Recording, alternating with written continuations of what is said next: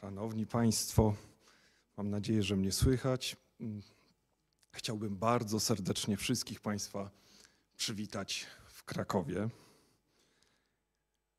Od razu powiem, że przyjęliśmy założenie, że przynajmniej w polskim środowisku akademickim wszyscy, przynajmniej w stopniu biernym, posługujemy się na co dzień językiem angielskim i na pewno znacznie popularniejszy jest właśnie język angielski wśród nas niż język polski wśród osób spoza Polski. A w związku z tym, że są tutaj także goście z zagranicy, podjęliśmy decyzję, że część plenarna będzie prowadzona w sposób hybrydowy w języku polskim i angielskim. Dlatego pozwólcie, drodzy Państwo, że przejdę teraz na język angielski.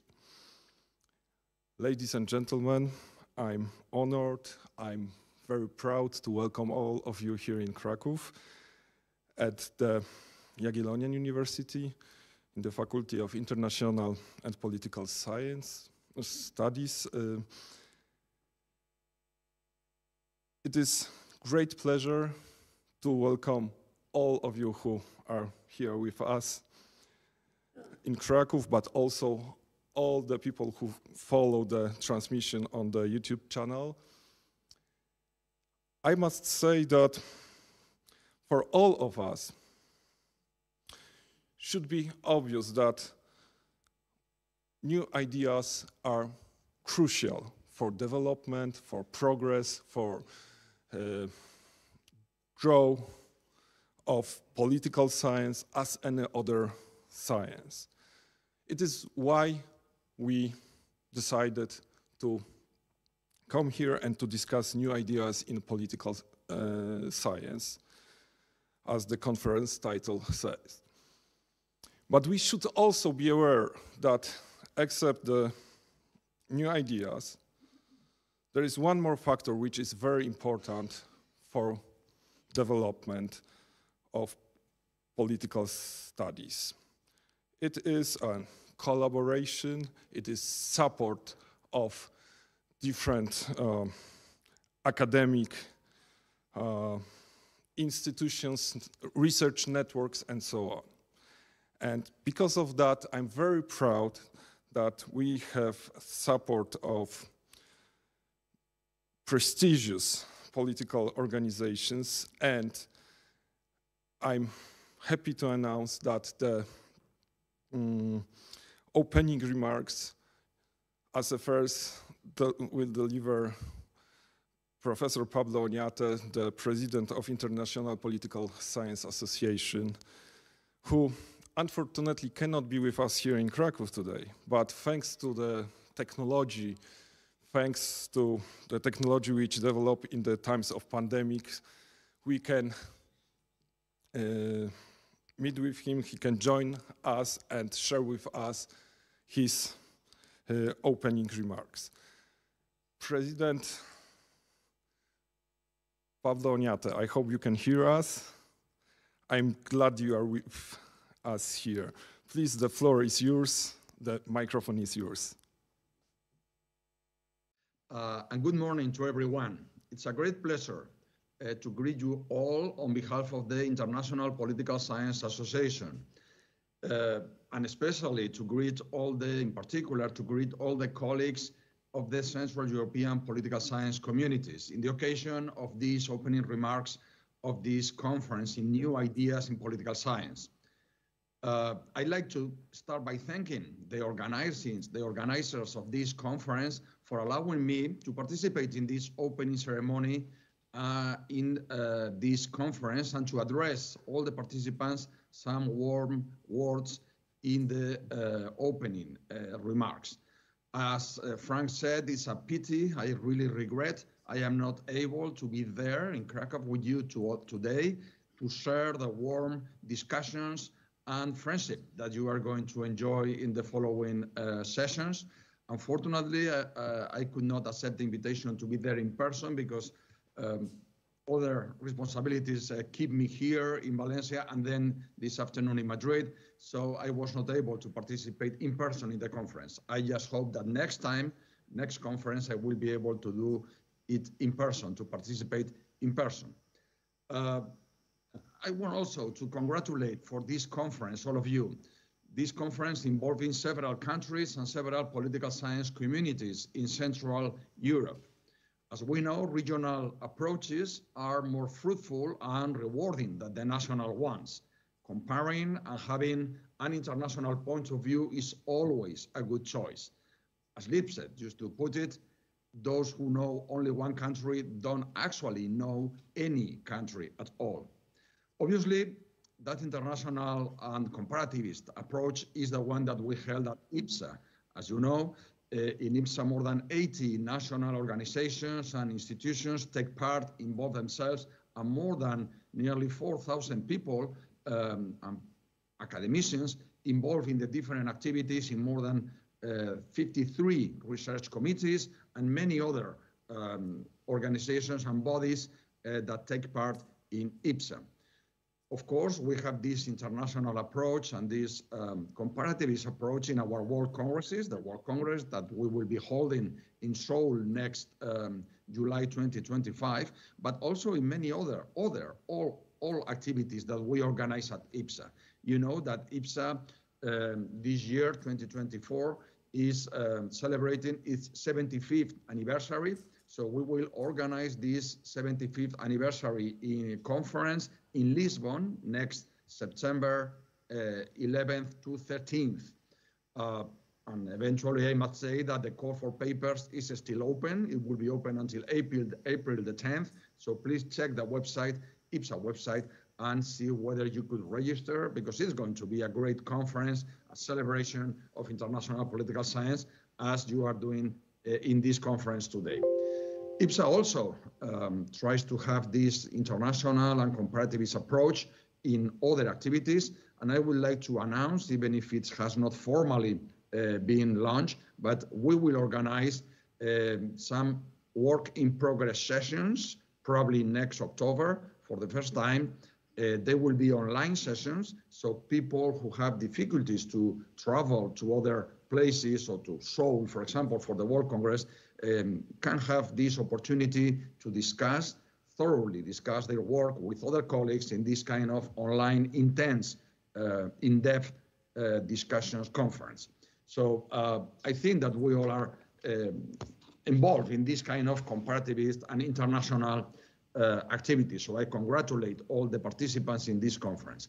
And I also want to congratulate the organizers and all of you for participating in this conference on new ideas in political science, new topics, new approaches in political science. Our discipline needs to continuously adapt to the changing world and the new problems, while also paying attention to the old and persistent ones. Being updated, of course, is a requirement for political scientists, and being aware of the new ideas and the new tendencies that we can find in our political systems is, as I said, a requirement for political scientists. Therefore, let me warmly congratulate you all for taking part in this conference, the organizers for organizing this conference in this relevant topic and with this international perspective. Again, let me say I just regret that I cannot be there sharing with you the warm discussions and the intense and interesting discussions that are going to take place. I am sure they will be really fruitful, and I am willing to learn about it from the colleagues that I hope can tell me about it in the near future. I hope that we can see to each other in any other event soon, maybe in Lisbon next September or in the World Congress. And I really want to thank the organizers for allowing me to address these warm words on behalf of the International Political Science Association to all those participating in this great conference on new ideas in political science in Central Europe. Thank you very much. Good luck with the discussions. I'm sure they will be really fruitful and really interesting. And again, congratulations for taking part in this interesting intellectual adventure. Thank you very much, and best regards. Thank you.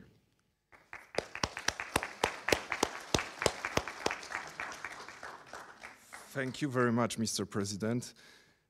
I hope there will be a chance next time that you will come to Poland. Thank you once again, and see you next time. Thank you. Thank you very much. Bye-bye. And now I would like to ask to share her initial remarks, Ms. President of Polish Political Science Association, Profesor Magdalena Musiał-Karg. Pani profesor, bardzo proszę.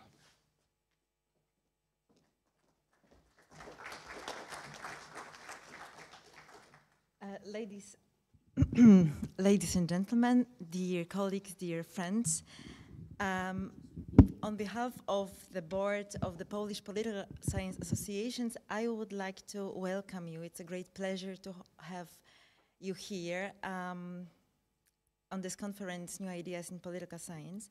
I am very happy that in such wonderful group of researchers, we will discuss, deliberate about new ideas, new approaches, new challenges, and also problems for political science, not only from the Polish perspective, but also from the international perspective. And let me welcome first maybe our international guests, because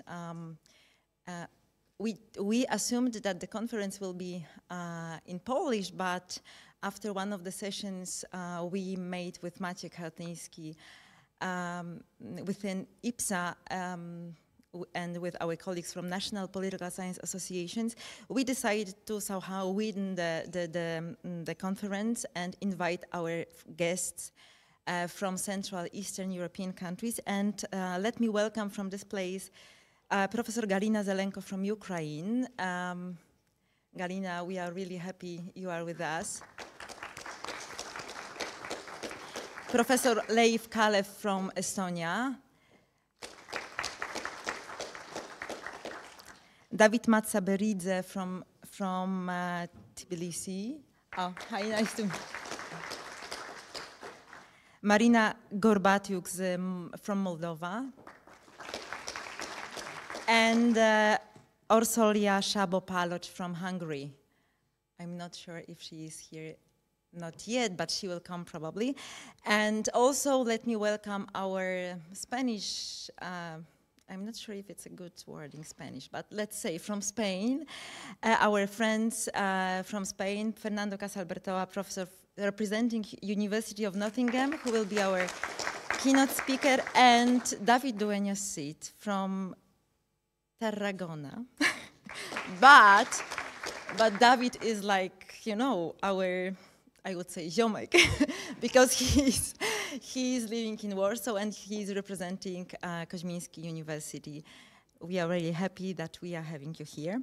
And on behalf of the rest of the, on myself and the rest of the board from Polish Political Science Associations, let me also thank you, say thank you to Professor Franciszek Czech. Franek, where are you? To Franciszek Czech and the rest of the team of the Krakow Polish Political Science Association. We are really thankful that you undertook the challenge and effort to organize this conference. And we are really happy that it is happening, and it is happening with the collaboration of Adam Mickiewicz University, also of course Jagiellonia University. And we are also happy that the Minister of Science and Education decided to support this conference within the program of Excellent Science, Doskonała Nauka. So we got the support from the minister.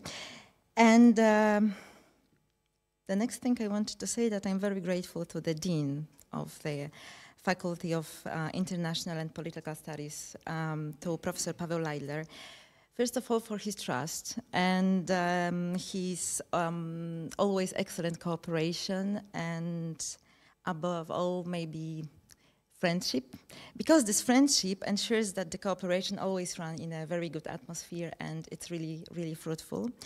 And I also wanted to say thank you to my boss, to Professor Andrzej Stelmach, who having the president of Polish Political Science Association in his dean's team, always patiently, you know, endures with all her crazy ideas somehow, and usually without saying no. So, panie profesorze Andrzeju, bardzo dziękuję za współpracę i zawsze życzliwość.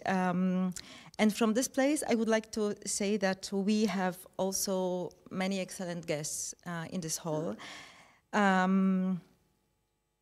Let me welcome Professor Jolantę Itrik-Drabarek, representing Council for Scientific Excellence. We are really happy, Pani Professor, that you are with us. I'm not sure if we have a Professor Stasińska class, not yet, but there will be for sure Professor Teresa Stasińska class, who was the second, I think, the second female president of Polish Political Science Association, and she was also working in executive committee of IPSA.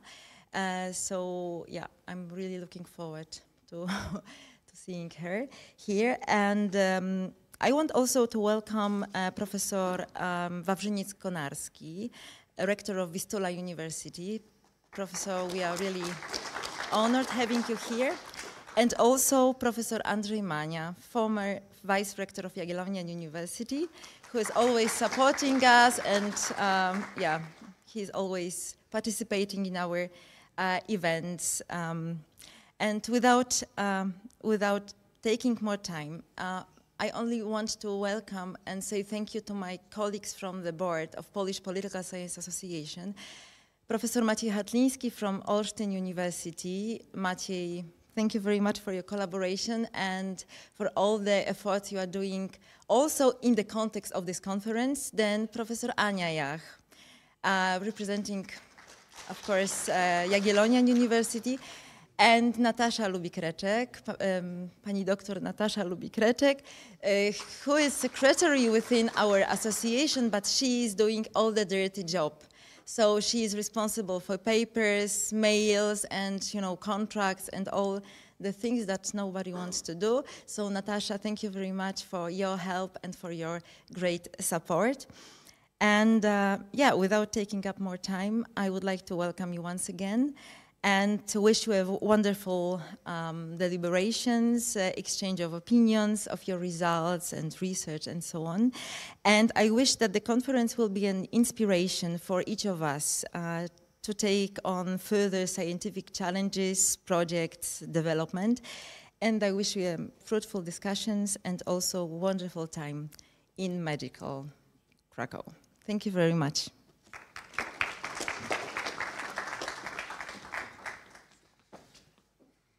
Madam President, thank you very much. And now I would like to ask the host, the Dean of Faculty of International and Political Studies, Dean Paweł Laidler. Panie Dziekanie, bardzo proszę.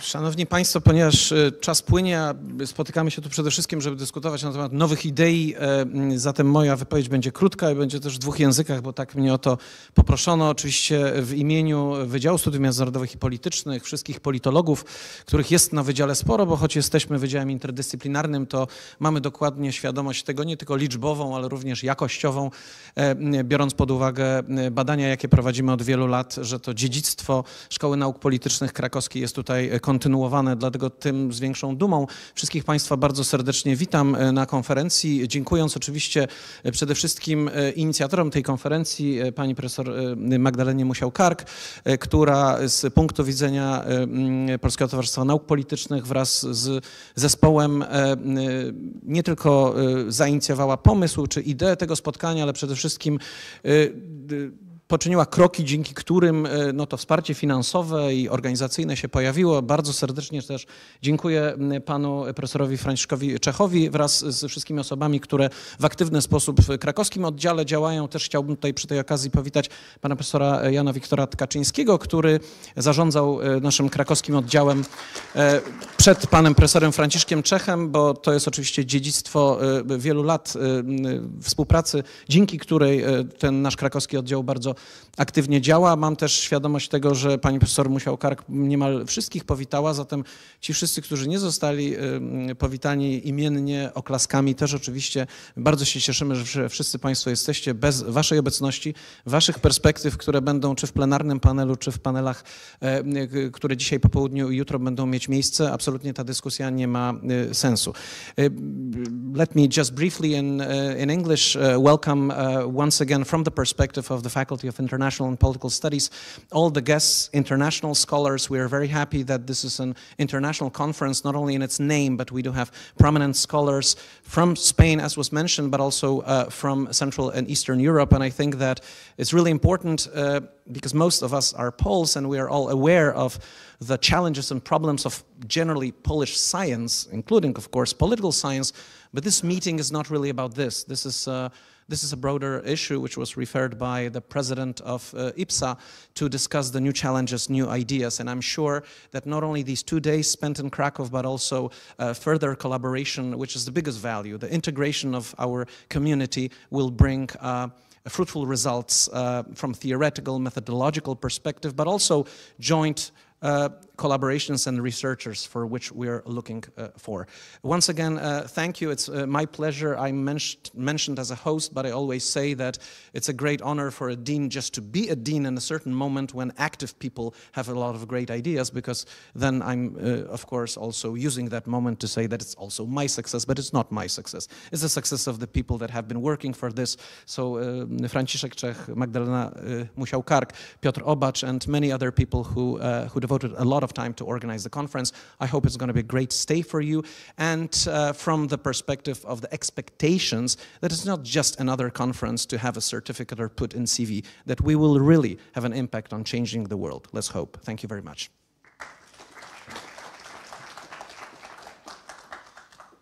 Dziękuję, panie dziekanie.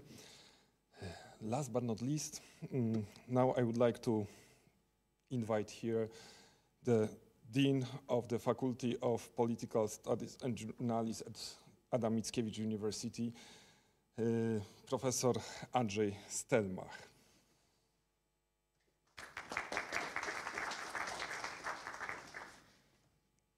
Panie prezydencie, szanowna pani prezes, panie dziekanie, mili państwo, jest to dla mnie ogromna przyjemność i zaszczyt, że mogę powitać państwa w gościnnych murach Uniwersytetu Jagiellońskiego. Przyjemność jest tym większa, że wyjątkowo na tym uniwersytecie, na tym wydziale, ze względu na pana dziekana Pawła Laidlera, nie trzeba ustawiać dla mnie mikrofonu na innym poziomie niż dla innych mówców. Także dziękuję, Paweł.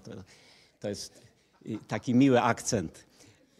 Nie muszę się tłumaczyć, że wbrew temu, co przewidywali organizatorzy, moje przemówienie będzie na niższym poziomie. Proszę państwa, to, co jest szczególne w tej konferencji, to 3 elementy. I jeżeli państwo pozwolą, zacznę od tego, który przy całym szacunku dla 2 pozostałych jest dla mnie niezwykle istotny. To jest efekt bardzo dobrych relacji przyjacielskich, relacji pomiędzy pracownikami naukowymi 2 wielkich uczelni polskich, Uniwersytetu Jagiellońskiego i Uniwersytetu imienia Adama Mickiewicza w Poznaniu. To bardzo dobrze wróży w moim przekonaniu rozwojowi naszej dyscypliny, że potrafimy się porozumieć, chcemy wspólnie prowadzić badania naukowe i wspólnie wymieniać się efektami tych badań, za co panu dziekanowi bardzo serdecznie dziękuję, a pani prezes i całemu zarządowi Polskiego Towarzystwa Nauk Politycznych wdzięczność tą wyrażam w szczególny sposób, ponieważ jesteśmy beneficjentami wielu dobrych pomysłów, które towarzystwo realizuje. Proszę państwa, ta konferencja, jak każda inna, ma podwójny wymiar, to znaczy ten podstawowy, przynajmniej tak muszę napisać na delegacji, żeby ją rozliczyć w Poznaniu, to jest wymiar naukowy. Wymieniamy się wynikami badań, dyskutujemy, przedstawiamy swoje osiągnięcia, poddajemy je weryfikacji w dyskusji. I to jest ten drugi wymiar. Tu się zaczyna ten drugi wymiar. Z reguły nie starcza czasu na dyskusję w trakcie poszczególnych paneli, ale od tego są przerwy, gdzie możemy spokojnie podyskutować o tych aspektach wystąpień koleżanek i kolegów, które nas interesują szczególnie.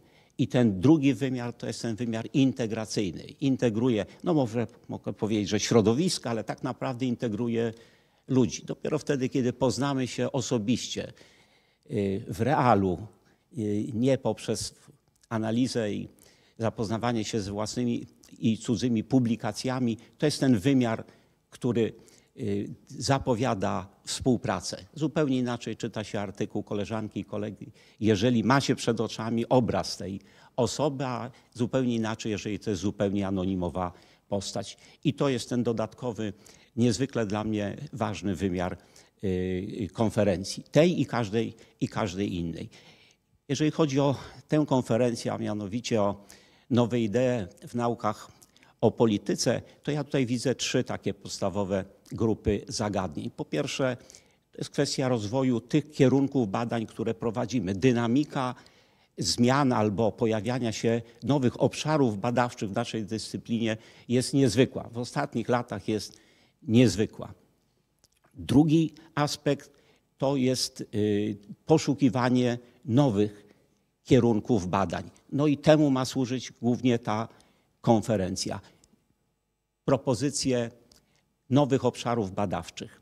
I trzeci element, a mianowicie integracyjny. Ja już powiedziałem o tym, że integruje konferencję nasze środowisko, ale w tej chwili jesteśmy na takim etapie rozwoju, gdzie ta specyfika naszych badań mieszczących się w dyscyplinie jest jednak ogromna, co niekiedy powoduje tendencję do atomizacji, do dzielenia dyscyplin. Jestem przeciwny takim działaniom, to zresztą ci z Państwa, którzy trochę mnie i moje poglądy na ten temat znają, wiedzą, to jest nic nowego. Jeżeli nawet dyscyplina się dzieli na drobniejsze, tak? Nie chcę powiedzieć, że się rozdrabnia, ale dzieli się, powstają nowe dyscypliny, to niezwykle istotne jest to, abyśmy utrzymywali kontakt. Tak? To nie jest tak, że każda z dyscyplin musi się zamknąć w swoim obszarze badawczym. No, nadal pozostaje wspólny. Metodologia najczęściej pozostaje wspólna. Tak jak politologia, zanim wypracowała własne metody, korzystała i nadal korzysta z metodologii charakterystycznych dla innych dyscyplin i nauk, tak będzie również z tymi dyscyplinami, które powstają z atomizacji politologii. Ta atomizacja niczemu nie szkodzi, pod warunkiem, że będziemy nadal prowadzili wspólne badania. Tutaj nie ma miejsca, moim zdaniem, na konkurencję, tu jest miejsce na współpracę i prowadzenie wspólnych badań. Proszę Państwa, rozgadałem się, pani prezes udzieliła mi głosu, twierdząc, że muszę skończyć do 10:30, trochę czas przekroczyłem. Proszę Państwa, życzę owocnych obrad, takich, które dadzą satysfakcję indywidualną, osobistą, ale także będą inspiracją do kolejnych poszukiwań obszarów badań, metodologii tych badań. Temu nasza konferencja służy. Liczę na jej kontynuację. Jesteśmy do dyspozycji. Serdecznie zapraszam do Poznania. Bardzo Państwu dziękuję.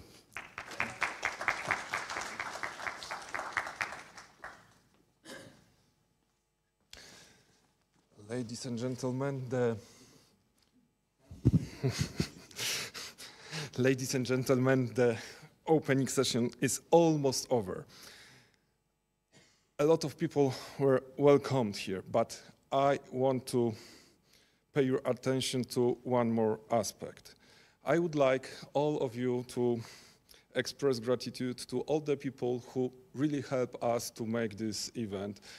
The students, volunteers, IT man, Mr. Conrad, and staff in the building, and so on.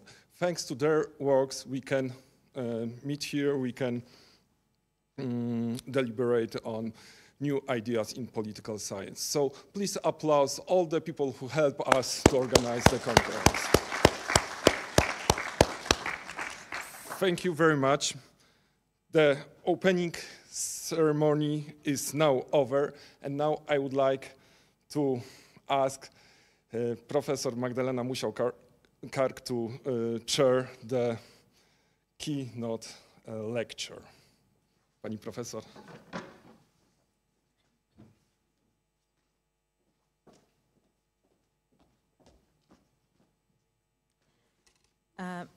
Ladies and gentlemen, let me welcome you at the first plenary session of our conference, and let me introduce our keynote speaker, Professor Fernando Casal Bértoa from University of Nottingham. He is an associate professor in comparative politics. He's a lawyer and political scientist. He obtained his PhD at the European University Institute in Florence. Currently, he is co-director of Research Center for the Study of Parties and Democracy, Represent, a member of the ODIHR core group of political party experts and experts of the Council of Europe and International IDEA. His works have been published in many recognized prestigious international journals and publishing houses. And what I find extremely interesting is the fact that Fernando graduated in 2006 with a master's degree in European Studies with a specialization in Eastern and Central Studies here from the Faculty of International and Political Studies at the Jagiellonian University. So Fernando, we are really glad to see you back at your faculty after 18 years and of course in a different role. But we are really, really glad having you here. And today, Professor Casal Bértoa will tell us about his most recent research for the book he's working on. And he will present a lecture entitled Presidential Elections and Party System Closure in Europe, a New Approach. Fernando, the floor is yours.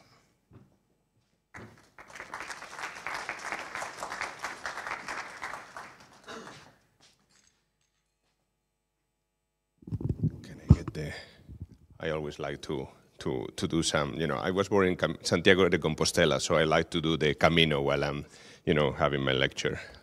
Okay, so good morning, everyone. Thank you very much to the organizers, especially Professor Musiał-Karg, Professor Czech.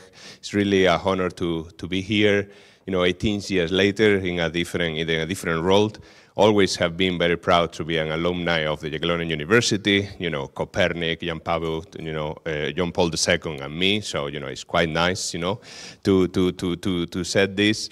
What I'm going to do today is to present the research that hopefully will become my new book. When I was asked by Professor Musiał-Karg about the topic, I thought that it would be especially interesting for Polish academics, given that, as you know, presidential elections are at the core of political competition in this country. And I would like to start with a story. Once upon a time, in 1848, there was a revolution. There was a revolution in France, and this revolution was important because of the constitution that was passed back then. It introduced the first democracy in terms of having universal male. Sorry for that, but universal male suffrage, and also by introducing a special way of electing the head of a state. So in 1848, the French Constitution introduced the direct election of the president in France. On 10th of December 1848, there were presidential elections that had various candidates. The most prominent one, perhaps, was Louis Napoleon, who was the nephew of the great Napoleon, right? But there were other important, candidates like Cavaignac, who had been the head of government of the provisional government of France during the Revolution, or Lamartine, a very famous, French poet. Interestingly enough, those elections were won by a landslide by Louis Napoleon Bonaparte, as you can see, in this map. Something that, to all observers, was a, incredible surprise. This is how, for example, the French newspapers depict Louis Napoleon the day before the elections. I mean, this doesn't seem, that he was expecting to win the elections, right? He was, appointed on 20th of December, 1848, and he became the first, French president that was directly elected. Why I tell you this story? Why I go 150 years back? Because the Bonapartist legacy determines, the research question that I am, presenting here and is the basis of my book. Louis Napoleon, created, after winning the elections, his party, the Bonapartist party, or the Élysée party, so increasing the fragmentation of the French party system. It was a political party that was completely under his whip. It was just an empty vessel. It was just a vehicle that he had used, to win elections and govern. And finally, he messed up, the formation of the government and clearly hindered the process of party system institutionalization in France during the Second Republic. So this story helps me to illustrate, the research that I'm going to present you today, and that has, as the main puzzle, and the main research questions: do popular presidential elections have an impact on the way political parties compete and interact? I think this is a very important question also in this country, as we will see later on during my presentation. And what are the mechanisms by which presidential elections may hinder, like they did in 1848, party system stability in a country? And why this is important? Well, this is important because party system stability has been found to be a sufficient condition for the survival of democracy. So if you have a stable party system, democracy will never collapse. So if this is, so important, especially in these days, to have a stable party system, then it is good to look at how having presidential elections in a country may hinder the stability of a party system. So most research, when we look into the literature, have looked at the relationship between presidential elections and electoral fragmentation, and presidential elections and the party institutionalization.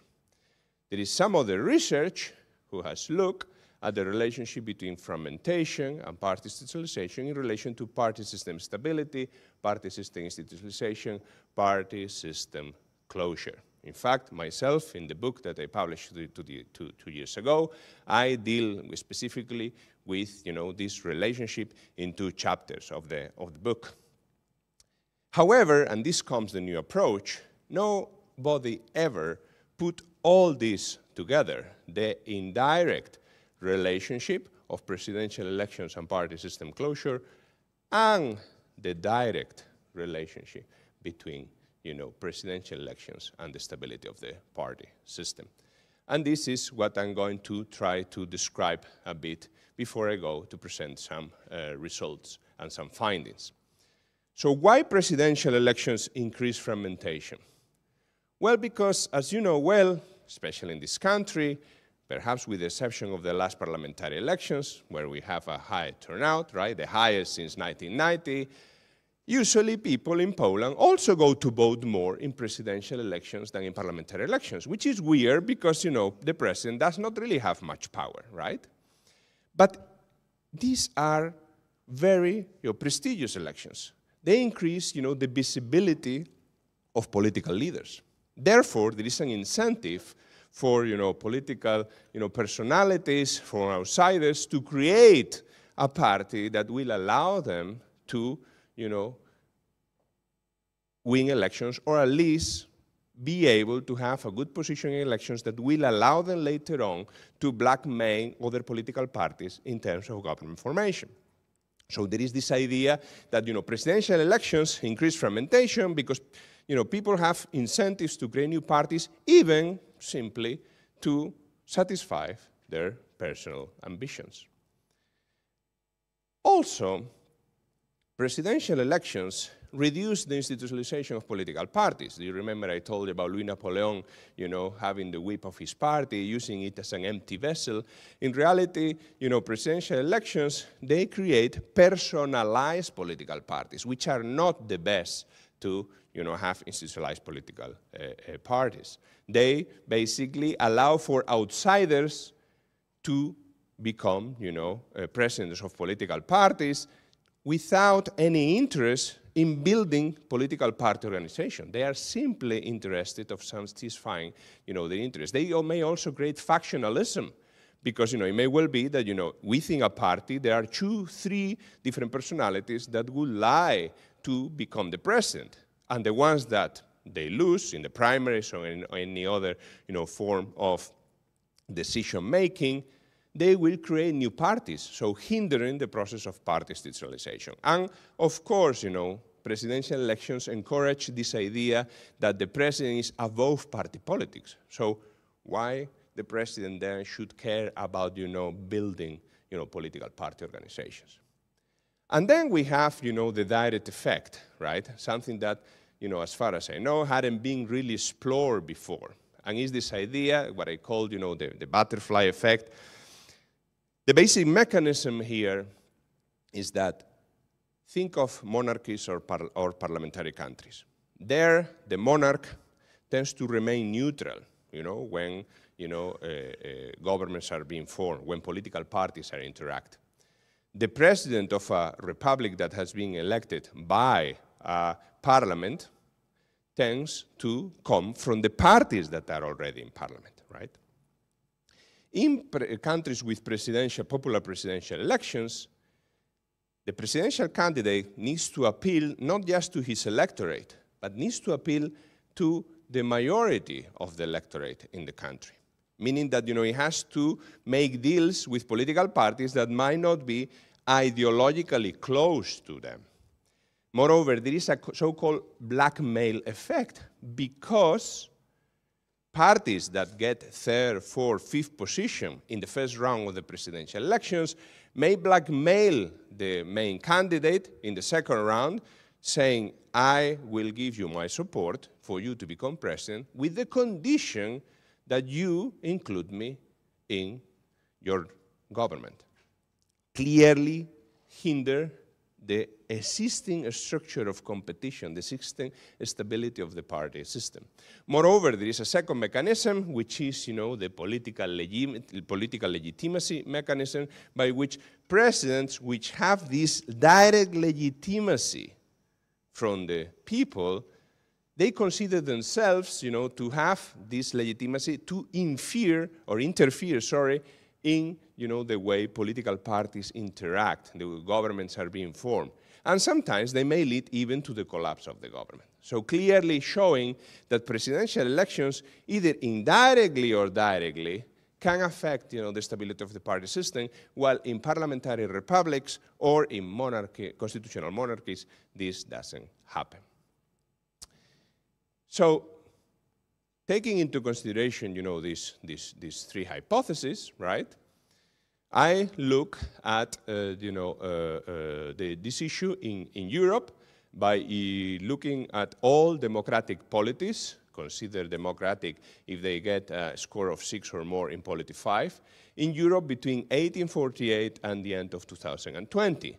So basically, in my data set, I have 64 democratic periods in 46 countries, because, for example, France, has 4 different periods: the Second Republic, the Third Republic, the Fourth Republic, and the Fifth Republic.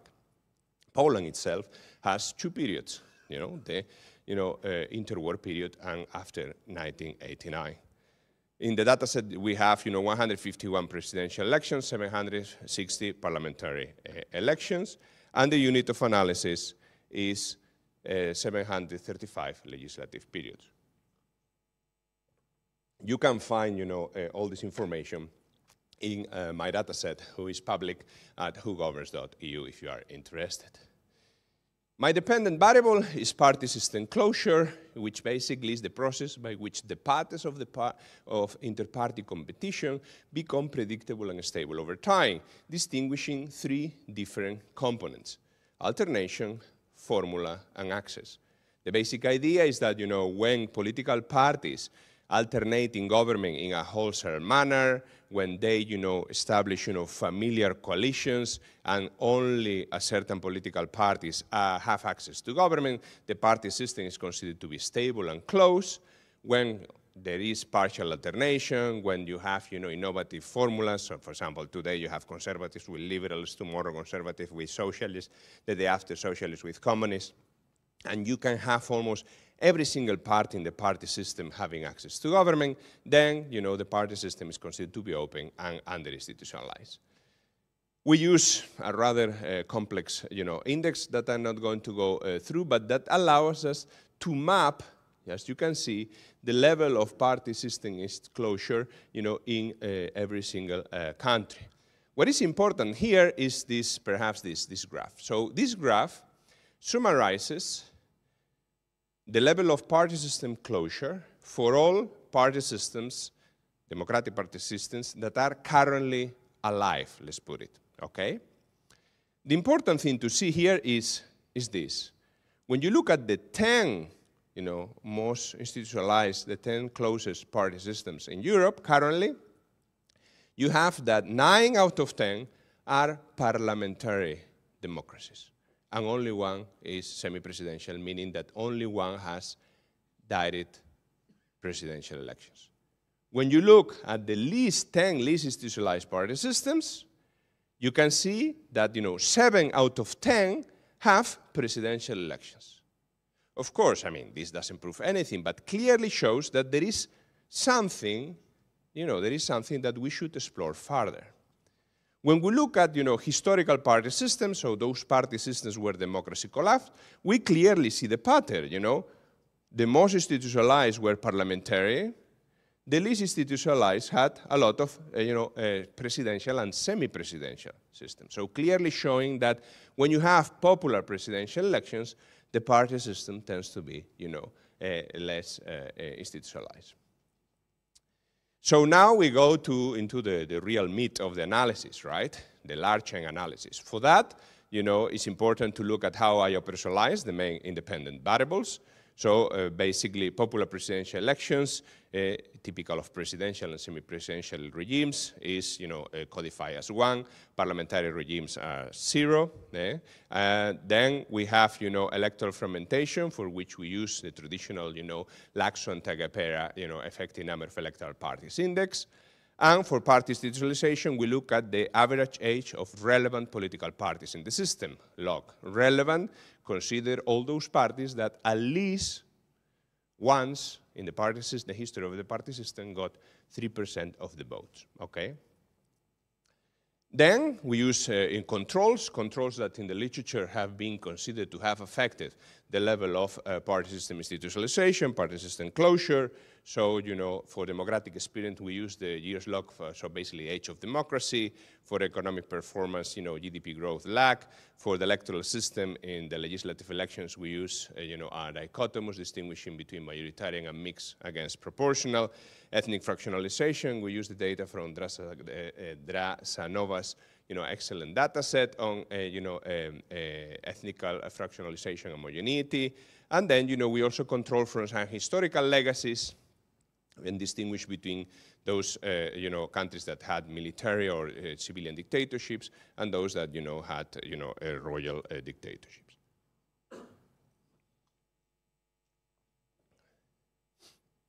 Well, these are the descriptive statistics for your information. What methodology do we use? We use feasible generalized least squares that allow for a serial correlation within polities and I always hate this word, heteroscedastic error across panels. And the reasons for using this is that avoid autocorrelation bias, tackle potential endogeneity, and helps with the country dimension of the data. And we also run some robustness checks that I'm not going to show here. So these are the results for the direct effect. Remember, the direct effect, was the one that hypothesized that countries with direct presidential elections will have a lower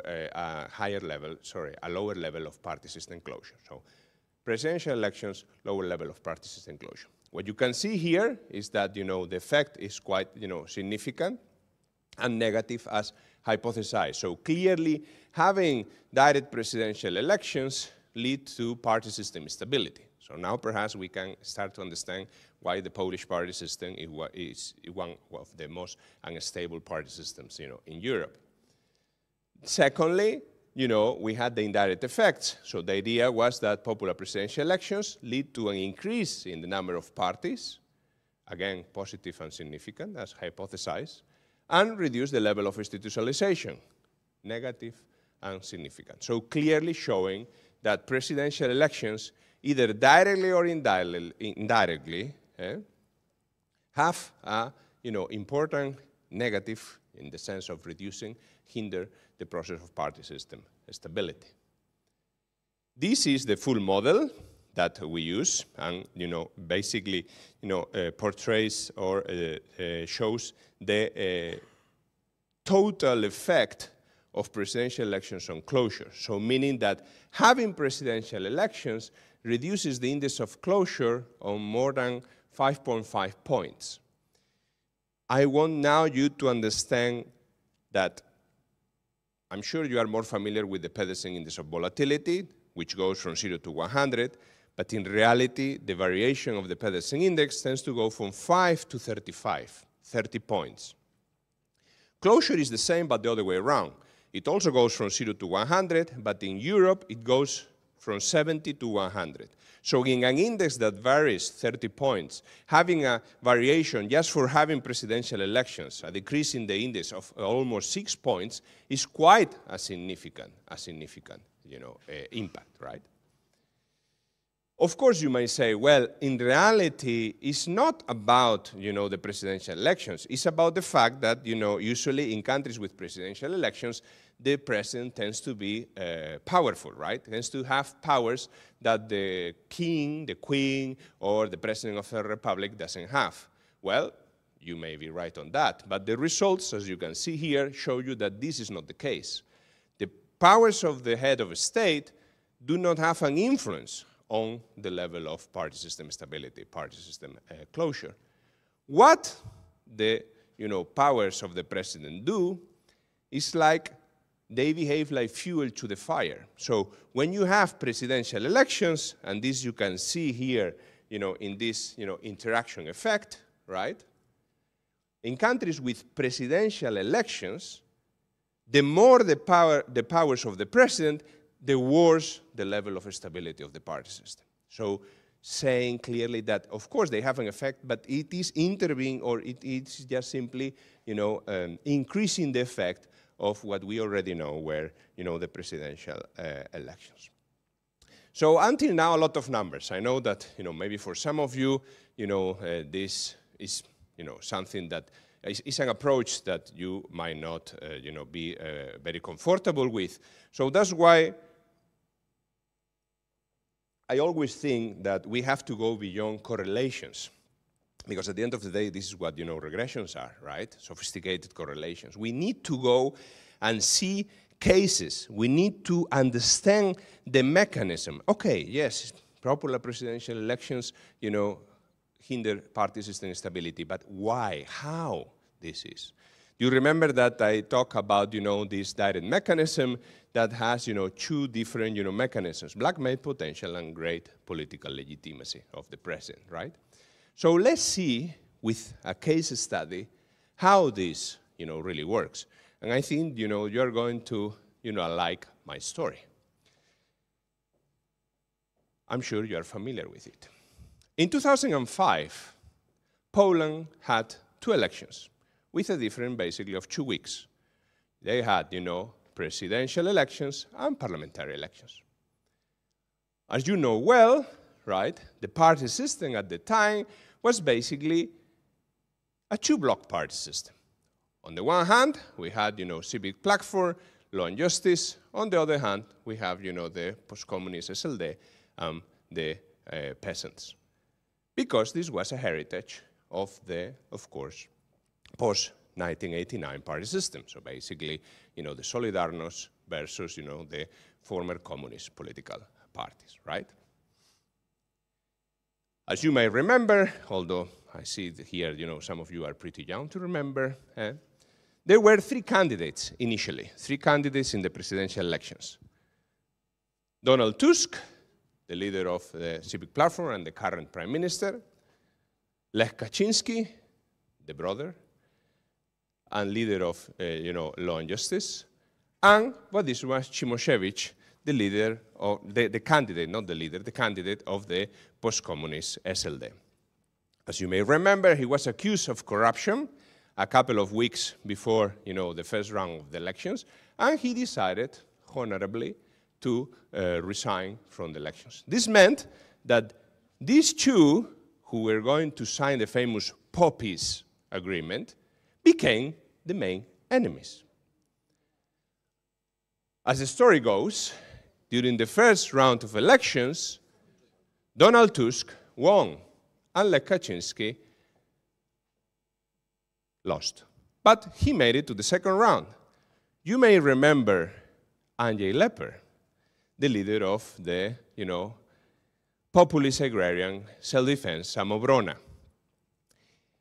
He wrote a letter between the first and the second round of elections to Donald Tusk and to Lech Kaczynski, offering his support in return for participation in the government that was about to be formed, right? In the presidential debate, I was here in Krakow watching that debate. Tusk said that he will never, ever make deals with populists. Lech Kaczynski didn't say that he would, but he didn't say that he wouldn't. You know the story. He accepted the support of, Andrzej Lepper, and Lech Kaczynski became, president of Poland. As you know well, who formed the government after him? Yes, his brother, Jarosław Kaczyński, with Lepper as the vice premier, and Giertych Roman, whose father had resigned of the presidential candidate in favor of Lech Kaczynski. You see the mechanism, how presidential elections came to destroy and change the Polish party system, who passed from a two-block party system to a party system that opposed, law and justice and civic platform. At that time, 2007, still with the agrarians, thinking where to go. In fact, if you remember, they support the peace government, but in 2007, they became, coalition partner with PO, okay? So clearly seeing how presidential elections can destroy and affect the stability of the party system. To show the political legitimacy effect, perhaps, we go to our neighbor, Ukraine, right? And we see that there clearly there has been, this use by presidents of their, great, legitimacy, direct legitimacy to, basically destroy and maintain a very unstable party system. Kuchma, there is a famous sentence that said, I do not believe in political parties. I don't even know why I need political parties. Yushchenko also dissolved the parliament because he was not in, he didn't like the results of the 2006 elections. The same, Yanukovych in 2012. What to say about the two most recent elections? I mean, the chocolate factory, magnate changed the party system in 2014. And, the actor become, politician also changed the party system. Both created, in his case, he bought a previous party. In case of, Zelensky, he created a new party, right, in order to run for the president. And they dissolved the parliament in order to get the necessary majority in parliament. So clearly, changing the structure of inter-party competition that had been taking place until 2014 and 2019 in the country. This does not happen in parliamentary democracies. In parliamentary democracies, the president is elected by parliament either by the government supermajority. Usually, when they have the 2/3 necessary to elect the president, they just elect whatever they want, or they do an ad hoc cross-party political compromise, meaning that the opposition and the government come together to elect someone that they dislike the less, but the next day they will, be shouting at each other, they will be still, hating each other's guts, and, following the structure of competition that is in the country. Let's go to another, famous post-communist country these days, Hungary. In Hungary, the first 3 presidents were elected by the ad hoc cross-party political compromise of the conservatives and the communists. I mean the post-communists, right? They hate each other, but they came together because of the presidential elections. And this did not have an effect at all on the division of the Hungarian party system in two clear blocks: the conservative, agrarian, Christian democratic on the right, the social democratic liberals on the left. Gons, however, was also, elected, but by the government supermajority, because, there was, the government supermajority, they had enough votes in order to elect the president, like Fidesz and Orban's party after 2010. They have a constitutional majority, they elect whoever they want, right? Even presidents that later have to resign for different reasons, as you know well. But this does not change the fact that the party system of Hungary is Fidesz against everyone. Does not change, even reinforces it. So clearly, it has a positive effect on the stability of the party system. I could go and tell you about almost every, country in Europe. Greece, same pattern. First presidents, government supermajority. Second, the last three presidents passed a political party compromise. The last president of Greece was an agreement between Syriza and New Democracy. Can you imagine? Syriza and New Democracy. It's like, I don't know, two enemies coming together to elect a president. They are still at the extremes of the ideological spectrum, but they came together to elect the president, clearly showing that the election of the president doesn't have an effect on the way the party system is stabilized. What can I tell you about monarchies? In 2010, in the United Kingdom, Lib Dems could go with Labour of the Conservatives. The Queen didn't have a say at all, didn't have an influence on the structure of competition. Our own country, David's and mine, the last elections, the king simply followed the order of the list of the candidate that, won the elections. First, it called the leader of the Conservative Party, Alberto Núñez Feijóo, even if it was clear, didn't have the majority, but he gave him the chance because he had won the elections. When he failed, it called for the leader of the second party, Pedro Sánchez, that managed to put a parliamentary majority. The position of the king in constitutional monarchies is completely neutral. It doesn't have an impact on the stability and the structure of the party system. I would like to show at the end, a bit beyond this, using a more similar systems design, because one of the interesting things nowadays is that, and this perhaps could be part of our debate later in the Q&A, we talk about methodologies, right? And we have this feeling, which is true, that you can only publish in high-ranking journals if you have a super fancy, sophisticated methodology, right? But I think that our classics, Juan Linz, R.M. Leithart, Giovanni Sartori, Peter Mayer, they never, ran a regression. Well, maybe Leithart a bit more than the others, but you don't need a sophisticated methodology in reality to really capture. With a more similar systems design, it may be enough. Look at this. So this table portrays the level of closure in the 10 countries, 10 systems that suffer a change of regime. What do I mean by that? That started, for example, with presidential elections and changed to election by the parliament of the head of state. It started, like Finland, for example, as a monarchy, and later, changed to election of the president by the people.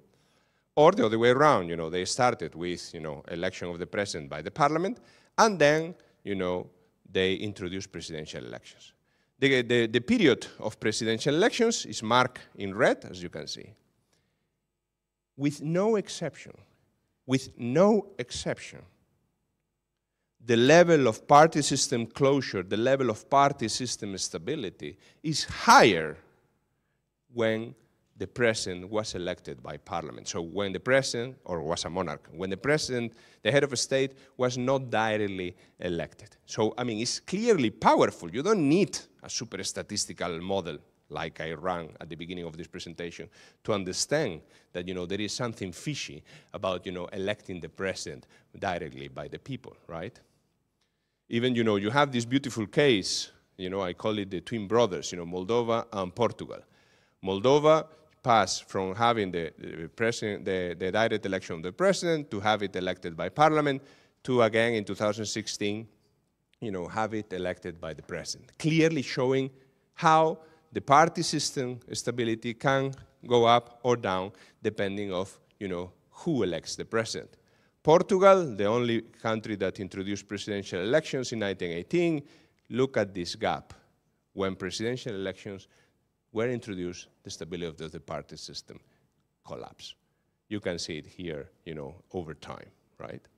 So clearly showing that presidential elections are bad for the stability of the party system. Indirect effects, in all the cases, with this exception, you see an increase of fragmentation in semi-presidential or presidential regimes. Party institutionalization, a bit less, but we know from the regressions already that the effect of the party institutionalization is less important. And finally, I would like to end with this. You have also very interesting, cases, right? Because some of you may think, well, but in reality, for example, you didn't talk about Iceland. What about Iceland? Iceland also has, semi-presidential elections. Some of us love microstates. We were talking about this, like, an hour ago. But the question is that in Iceland, why in Iceland, this, argument doesn't work? In Iceland, political parties do not present candidates to the president. In Iceland, perhaps because they know each other, there are 300,000 people, so, they are all neighbors, basically. Parties do not play a role in presidential elections. It is individuals. Therefore, it's normal that the presidential elections cannot have an impact on the way political parties interact, right? But, in Estonia or in Cyprus, which is, by the way, the only presidential country in Europe, the effect holds, okay? So, in conclusion, and with this, I end the presentation. Some of you may know the person in the slide is the great Juan Lins, the greatest Spanish political science. There is a famous anecdote that Juan Lins, as you know, was the one who wrote the famous Perils of Presidentialism seminar article that has inspired my study, of course. So the anecdote goes that every time that he landed in a Latin American country, Juan Lins, when getting off of the plane, would not say, buenos días, buenas tardes, good morning, good afternoon. He would say, have you already gotten rid of the presidential elections? Because he was very much against presidential elections, as much as you can see I am. So every time I come to Poland, which is quite often, the first thing I do is dzień dobry, and not, when are you going to get rid of presidential elections? Although I believe that you should get rid of presidential elections. My main findings are that popular presidential elections hinder party system stability, closure. The less powerful the president, the better. So any cries about, introducing presidentialism or increasing the powers of the president are nonsense. And that, parliamentary regimes are always best.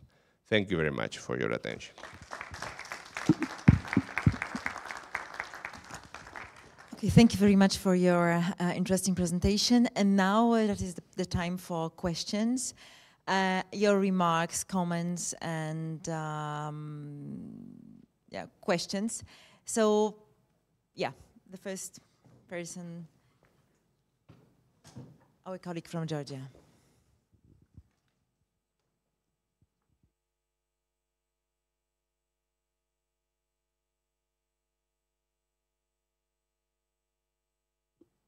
Yeah, thank you for your presentation and lecture. My name is David Matsaberdze from Tbilisi State University. Could you a bit elaborate how you transfer all of your arguments in the cases when, last point, no presidential elections, in the cases when we don't have super presidents, super empowered presidents, but even in parliamentary systems we have, which is very trendy in Central Eastern Europe, in the countries what you have discussed, it also deals with my country, Georgia, as well, when we have the populist leaders coming almost with the same powers in hand under the parliamentary systems, and then we go to that systemic closure as well, when basically that binary party system rotates, and then basically with that they undermine the institutional stability, including the party system. Thank you.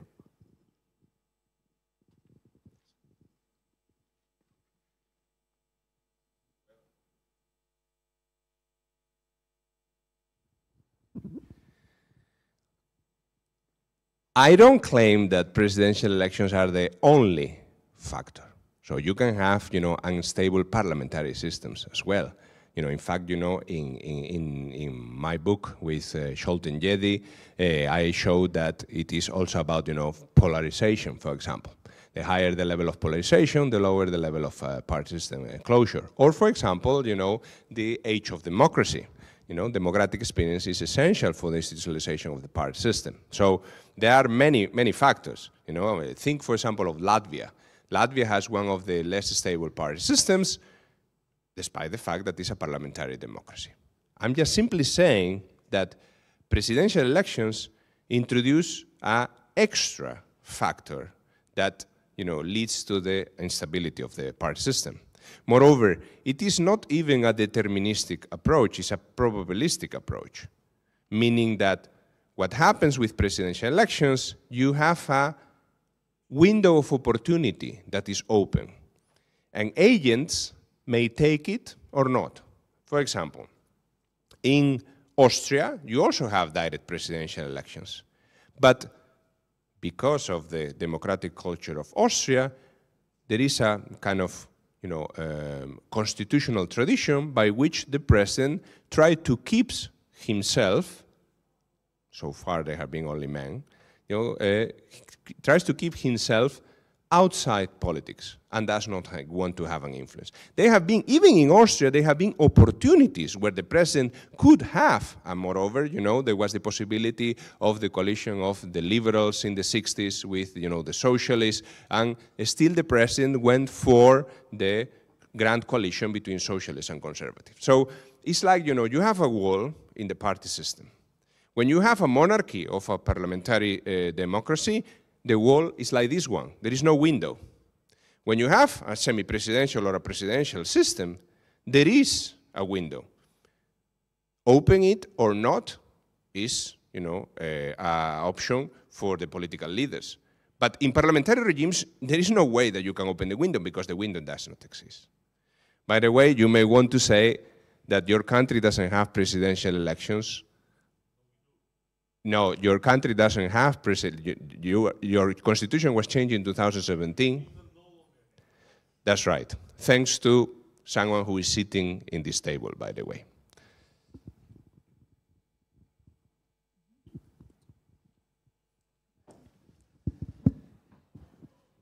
Yeah, thank you for the presentation. My name is Kamil Ławniczak, Faculty of Political Science and International Studies, University of Warsaw.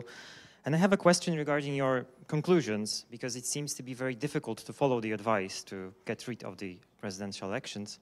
If I remember correctly from the slide, only Portugal actually did that. So why? Why is it so difficult?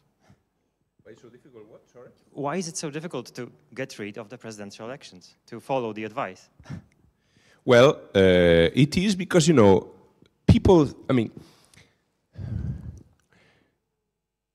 so people think that because they can elect the head of a state, the country is more democratic. There is this vision, which I think is wrong. They think that, the president sometimes counterbalance the prime minister, right? But the question is, for example, like currently, let's think of Mongolia nowadays. the president and the prime minister are from the same party, so there is no counterbalance at all. But there is this idea that, look, I want to elect my president. I want to elect the person that is going to represent me, which in reality doesn't not really, yes, he represents you, but it could be even your father who could represent you, in the sense that, he doesn't have any power. I mean, think of, for example, in Poland, the promises that Duda made during presidential elections, half of which he hasn't had the power to really, apply them, because it's the prime minister who has the power, right? Why is difficult? Because of this, because there is this idea that, because people can, elect the president, the system is more democratic, which is not. In fact, the majority of monarchies in Western Europe has a higher level of democracy than any, semi-presidential country in Eastern Europe, right? But it's possible. For example, Armenia, Georgia, of course, in 2017, right, when they changed the constitution, for different reasons, I might say. It was not about the presidential election. It's simply that, Bitsina had fall with the president at the time, Merevishvili, right? I know. But sometimes, the means justify the end. In Armenia, they did it in 2018. This is interesting, In fact, there is, and this is recorded. I did a TV interview in Armenia, in Yerevan, just when they changed, before the revolution, when they changed the constitution. And I remember, they asked me, what are the chances of democratization of Armenia after the constitutional change? And I say, well, they are higher than before. A couple of months later, you had the revolution. Armenia now is flooded, but still a democracy, much more democratic than it was, a decade ago, right? So clearly showing that it's possible, but sometimes, the reasons are, for example, in Armenia, why they changed from semi-presidential to parliamentary. Because the president, in a kind of Russian manner, wanted to become, the prime minister and later being elected by the parliament where he had majority president. So you see, like in Georgia, the reasons to change were not the ones that I'm saying here, but they changed it. And in fact, the Armenian party system, from the point of view of closure, you cannot be as close. You have had the same party in government since 1918. Another thing we can go, and I'm surprised that they haven't got this question yet, is, well, party system closure might not be the best. In our book, we show that party system closure is essential for the survival of democracy. But like in the Goldilocks, story, the soup cannot be too hot, the soup cannot be too cold. It has to be the right temperature. The same happens with party system closure. When you have a very open party system, like the Polish one, for example, it is rubbish. When you have a very close party system, like Hungary, it is also rubbish. You need to find this Aristotelian aurea mediocritas, the golden medium of institutionalization that allow you to have a good quality democracy. So it is difficult, but it is possible.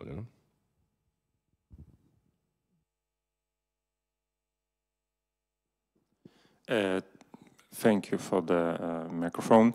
Dear Professor, my name is Szymon Andrzejewski. I'm interested in the, maybe not more in the local level and let's say party level. And I thought about these conclusions that you gave. If we could also say that the direct, for example, presidential elections on the local level like it is in Poland, or direct, let's say, elections for the leaders of the party can also hinder the stability of these institutions. Can we extrapolate this to these other fields? Is it possible? What do you think? This is a very good question, and a good idea for a new book. But I haven't thought about it very deeply. But just think about. I say that the direct election leads to lower levels of party institutionalization. Isn't it at the local level that political parties play less role in the election of the mayor?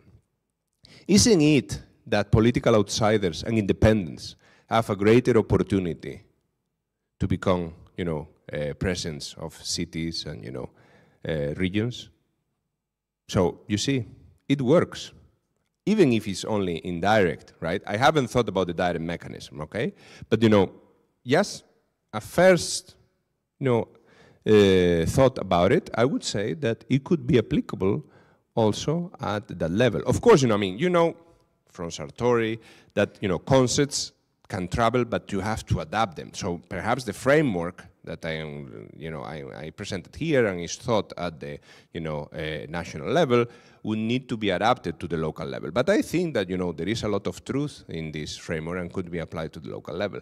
But, even going beyond, think, for example, of Israel. Israel is a country where the prime minister, for once, of course, they realized that they was also directly elected.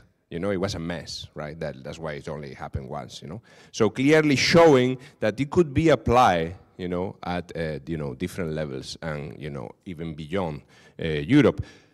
Moreover, I'm going to give here a kind of, news in an article that I just, sent for review 2 days ago, looks at exactly this question, but in Asia. The effects are so strong. I mean, it's not only Europe. In Asia, it also works. Presidential elections, reduce the, level of stability. Moreover, in Asia, I can go beyond and look at the different types of regimes. So I can compare presidential with semi-presidential with parliamentary. Here in Europe, I cannot because there is only, as I mentioned, one presidential regime in Cyprus. So you don't have enough variance to test it, statistically. Presidential elections in Asia reduce the level of stability. Moreover, you know that in semi-presidentialism, you have two types of semi-presidentialism. The Russian-style, semi-presidentialism, right? The so-called president-premier semi-presidentialism. And the more, French, Polish, and Romanian type of premier-president semi-presidentialism, It has an effect. President-premier semi-presidential countries in Asia have a lower level of stability. And moreover, and this is not part of the article, but it's part of my new book, in Asia, monarchies are better than republics in terms of the stability of the party system. So clearly showing that no matter what you look at, I mean, I haven't checked Africa, but Latin America I cannot because there is no variance. Every country is presidential except Peru. A framework travels and the framework works. So most probably at the local level. It's a very, very interesting research question, certainly. Thank you. May I ask you one more question? Do you think the concepts you used could really travel to different cases and different regions? For example, in Georgian case, what I could say, if you apply that we have the standard political party system in Georgia is in established democracies of the West, I would say no, because generally political parties in Georgia could not be sorted on left, centrist, right spectrum in no way. They could be quite the opposite with the title and with the promises of the leaders. The second problem is that the politics, since declaration of independence from the early 90s, if you start, all political parties are very much personalized and they don't have any deep reach to particular segment of the society. I mean, they are not tailored across the societal cleavages or grievances or whatever we could have, we have in comparative politics or party politics. And then the last point in Georgian context to understand to what extent that personification of politics influences the political party behavior. Thank you. Okay, so in general, I would say that yes, it does, but you need to adapt the concepts. But it's not about, first of all, Georgia is included, I mean, I consider Georgia Europe, and Georgia is included in my data set and in my book, and, so Georgia is part of my data set, right?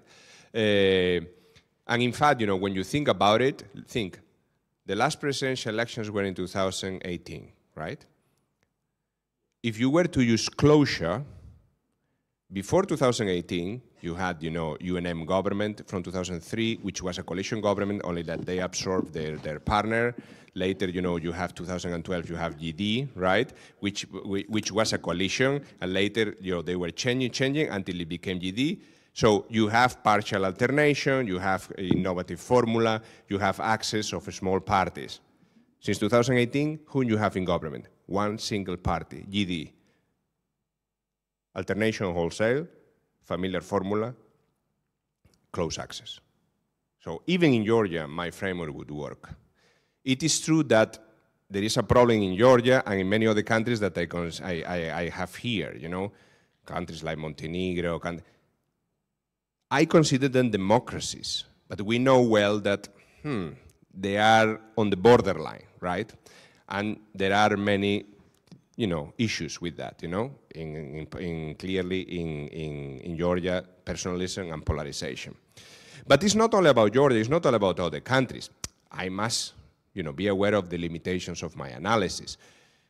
Parties in Second Republic France are not parties in Poland or in Spain nowadays.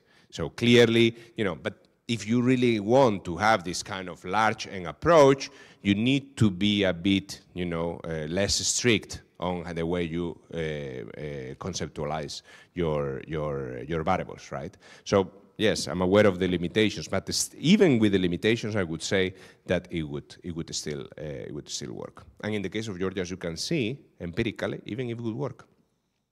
And most probably after the next elections, it will still work because we know who is going to win, or most probably who is going to win. For good or for bad, this is a different thing. I don't want to enter into that. Yes.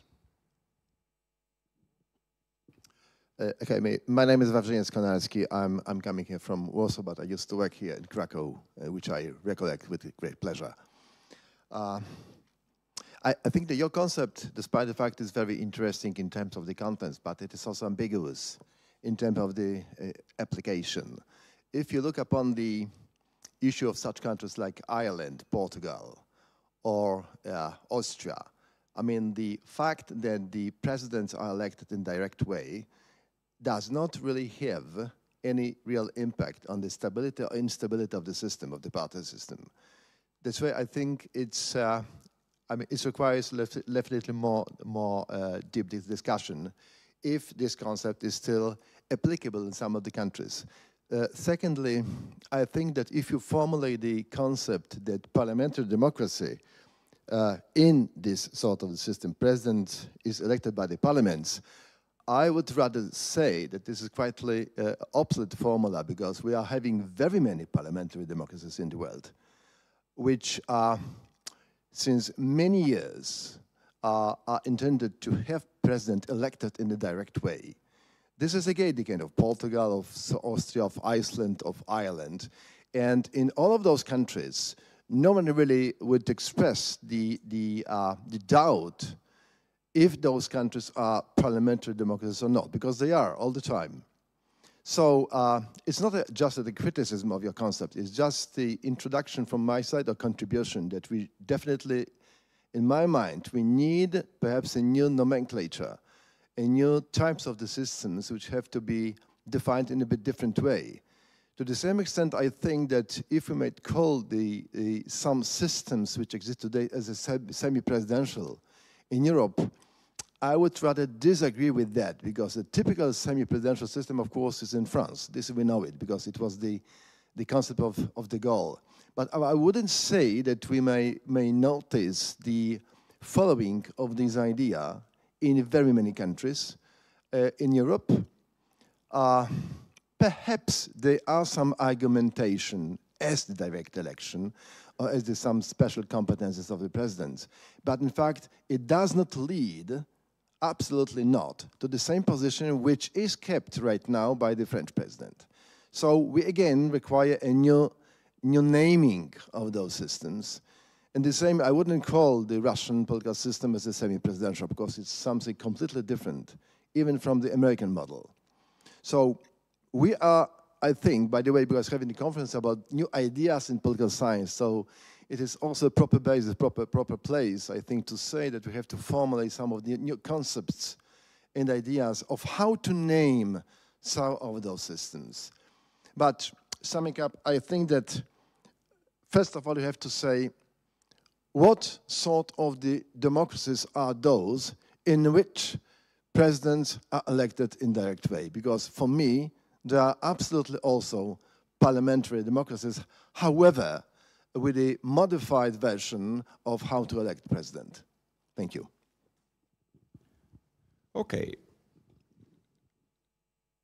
So the first thing I want to say is that in the presentation, the innovative approach is that, in fact, I don't know this. I talk, of course, of the regimes because this is what we all know. But the main argument of the, is based on an article I just published in the British Journal of Political Science, and it's my new book. The main argument is that we have to go beyond the regimes. It is about the president. So the fact that the president is elected, independently of what you want to call it, Russian super presidentialism, Austria, I'm now using the classic denominations. President premier semi-presidentialism, Poland premier no matter. It doesn't matter the type of regime. It is about the elections of the president. And this is something that it has never, before in the literature explored, because they focus exactly on what you were saying, the types of regime. For me, it is not. It is about the election of the president. Moreover, the examples that you put, think of Portugal. Eanes, he was a presidential candidate at the beginning of Portuguese democracy. He created a new party. He increased fragmentation of the Portuguese party system. In Austria, the first president that was elected after the Second World War was elected by the parliament. It was a compromise between the socialists, the conservatives, and the communists. And he was elected by parliament. For different reasons, we know why, but indirectly elected. So clearly, showing that my framework works. The next elections were when there was the possibility of the conservatives to have a government with the FPO, but the president intervened to have a great coalition and continue with the great coalition. Think, for example, of Ireland. Ireland is a very interesting case. You have a monarchy from 1922 until 1938. Then you have the republic, indirectly elected president until 1951, if I remember well. In those cases, what you have, Cunham Gael and Fianna Fáil, two-party system. Closure cannot be as, as predictable and stable. The first coalition government ever in Ireland, surprisingly enough, took place after the first direct presidential elections. 1998, Robinson. Again, unseen coalition between Labour, I think it was PD, or the Greens, I don't remember exactly, and Fianna Fáil. First time after these elections. So clearly showing that it is not deterministic. What I'm trying to say is that it doesn't happen to have every single time, but it might happen. And this doesn't happen in parliamentary democracies, the most of scholars call parliamentary democracies, or in monarchies, because the monarch is simply, neutral. So this is important to say. It is not about, even in Austria in 2004, I think it was, there was a third candidate that had the possibility not to win the elections, but maybe to condition the second round. What happened? He was the head of the, I think he was the head of the Court of Auditors.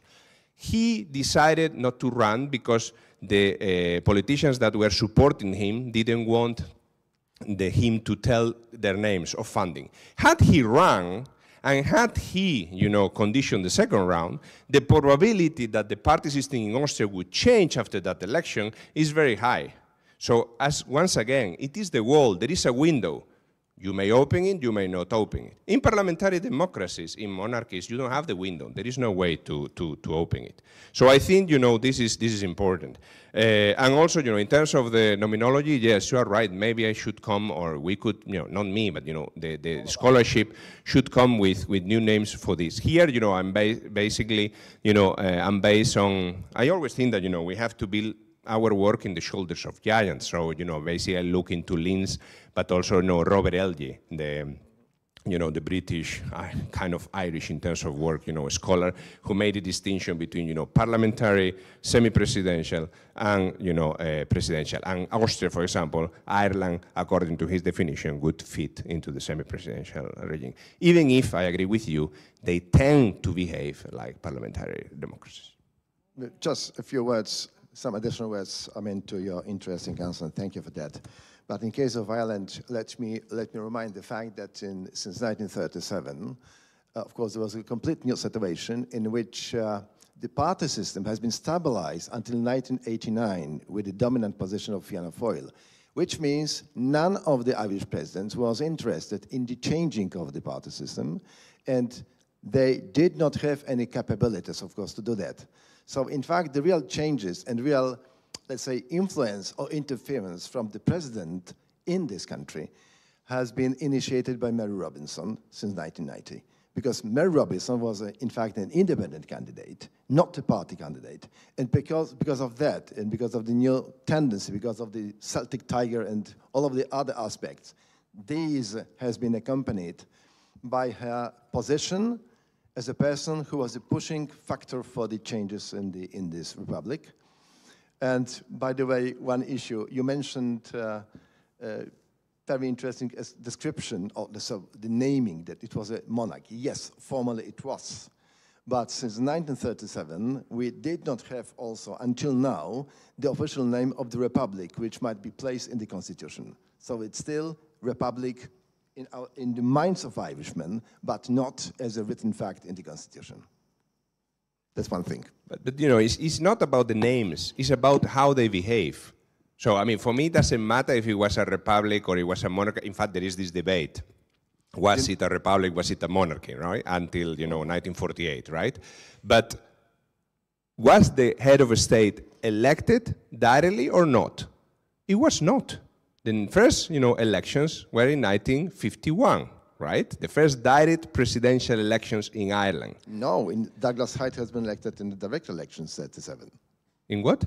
In 37, Douglas Hyde. No, he was not elected by the public. Okay, you will see.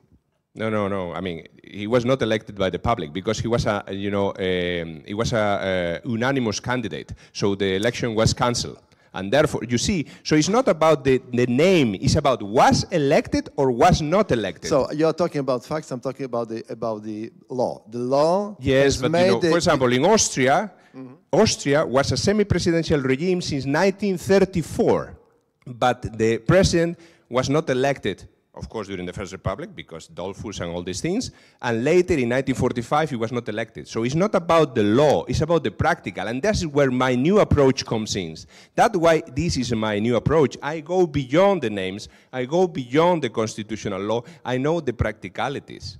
And this is the moment when it has effect. You know, I don't mind that the Constitution says that it has to be elected, but if he's not elected, then, and moreover, as you know well, the Irish case has this peculiarity that when the president wants to run again, usually they cancel the election and it is appointed unanimously. So the moments when the presidential elections can have an effect on the party system are reduced in relation to Poland, Romania, where there has to be elections. Therefore, you know, it's normal that the Irish party system has had less cases of opening the window than other, you know, countries with presidential elections. So yes, this is peculiarities. But, you know, but this is going into the details, which I don't mind, but it does not invalid my main argument. This is what I wanted to say. But also mine, because if I'm saying that nominally the law is making a possibility to elect the president in the direct way, it means it is also a type of the parliamentary democracy. That was my thesis. Okay, thank you.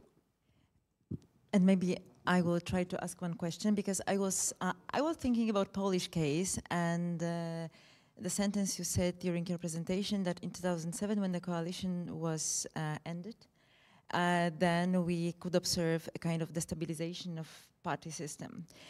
And we should remember also that on that time, we had a president from Law and Justice, and we had a leader in the government also from Law and Justice, and yeah, we could, you know, experience this destabilization. What about cohabitation context? Because now we've got totally different situation.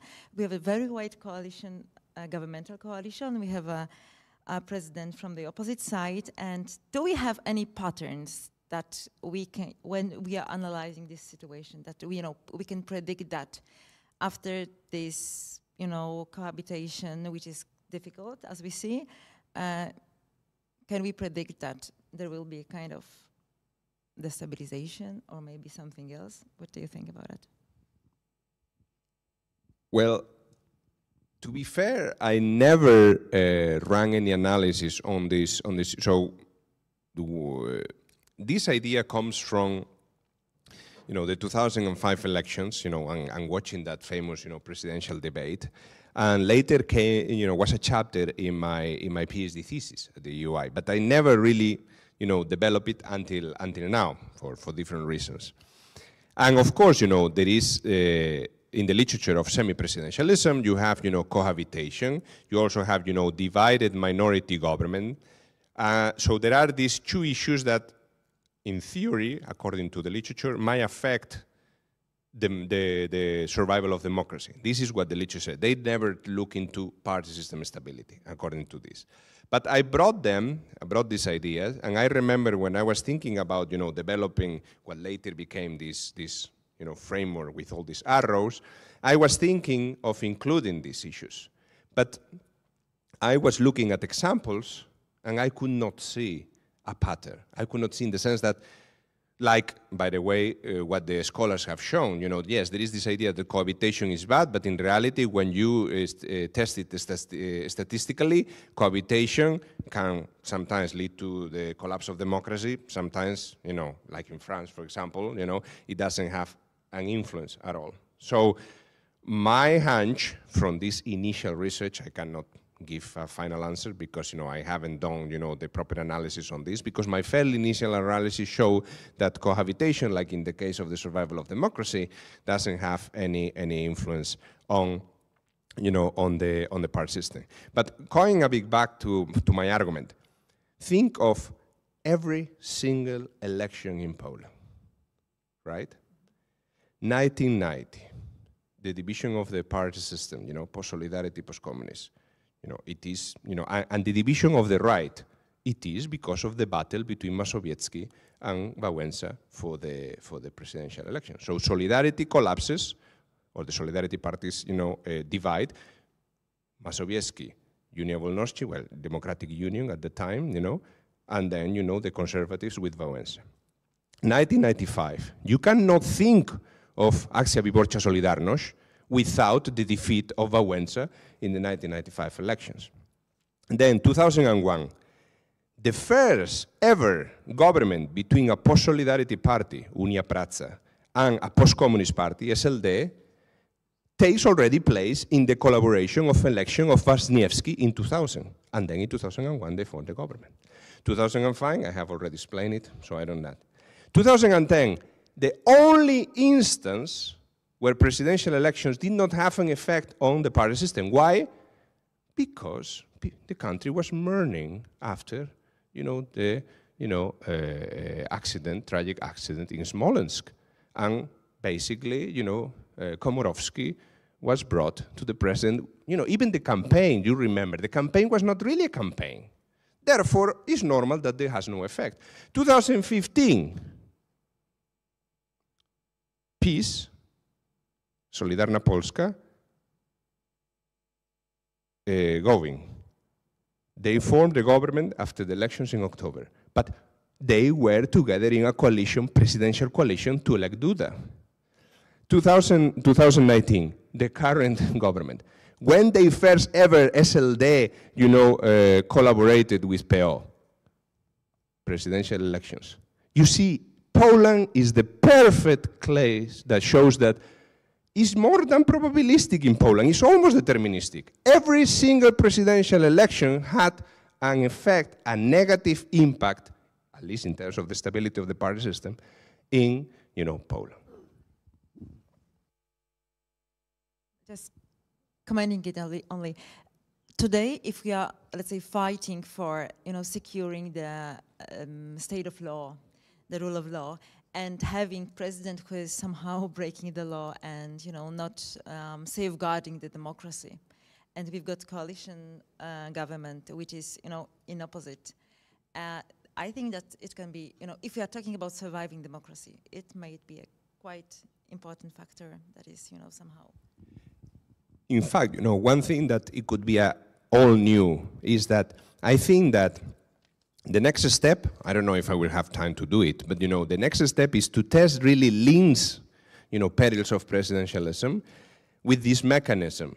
So presidential elections reduce the stability, and this lead to the survival of democracy. This is something that, for example, Links didn't think. And this, I think, would be a very interesting next research question for a next book. But first, let me finish this one. Thank you very much. Okay, thank you very much for a really interesting discussion. And now it is time to finish our first plenary session.